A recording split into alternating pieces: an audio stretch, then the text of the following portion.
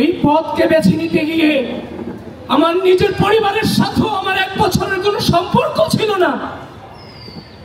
আমাদের জীবন থেকে জীবনের সামাজিক, রাজনৈতিক, অর্থনৈতিক, সাংস্কৃতিক, পারিবারিক সকল জীবনকে আমাদের থেকে কেড়ে নেওয়া হয়েছিল, কিন্তু আপোষ করিনি। একটা ঐতিহাসিক মুহূর্তের সাক্ষী হলাম।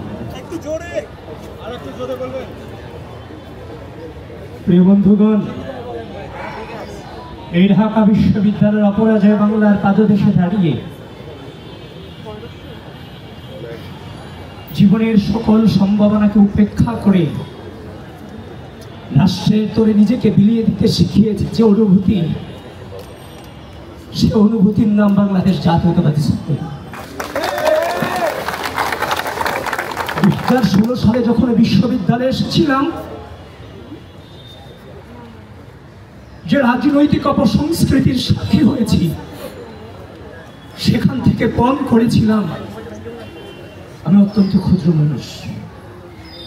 আমি পণ করেছিলাম হয়তো কোনোদিন এই ঢাকা বিশ্ববিদ্যালয়ের মাটিতে সুস্থ ধারার শ্রদ্ধা স্নেহের রাজনৈতিক সংস্কৃতির সূচনা হয়তো বা হবে। আমি আপনাদের সকলকে বলছি, এই পথকে বেছে নিতে গিয়ে আমার নিজের পরিবারের সাথেও আমার 1 বছরের কোনো সম্পর্ক ছিল না। আমাদের জীবন থেকে জীবনের সামাজিক, রাজনৈতিক, অর্থনৈতিক, সাংস্কৃতিক, পারিবারিক সকল জীবনকে আমাদের থেকে কেড়ে নেওয়া হয়েছিল, কিন্তু আপোষ করিনি। একটাই মনোবল ছিল, একদিন আমরা জিতব।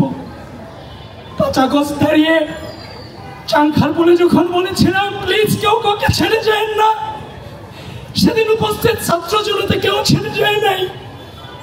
বাচ্চা বাচ্চা ছেলেরা রক্ত দিয়ে এই অঙ্গীকার ধরে রেখেছিল। আজকে তাদের এই রক্তের বিনিময়ে অপরাজয় বাংলার পাদদেশে দাঁড়িয়ে একটি গণতান্ত্রিক বাংলাদেশ বিনির্মাণের সূচনা শুরু হয়েছে।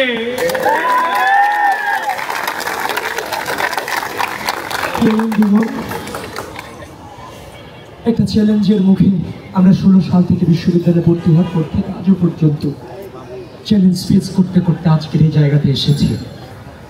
এটাও আমার জন্য অনেক বড় চ্যালেঞ্জ।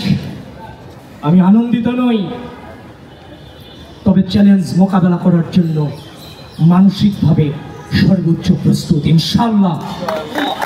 এবং সেই চাংখার মতো বলছি, আমরা আবারও বিজয়ী হব ইনশাআল্লাহ।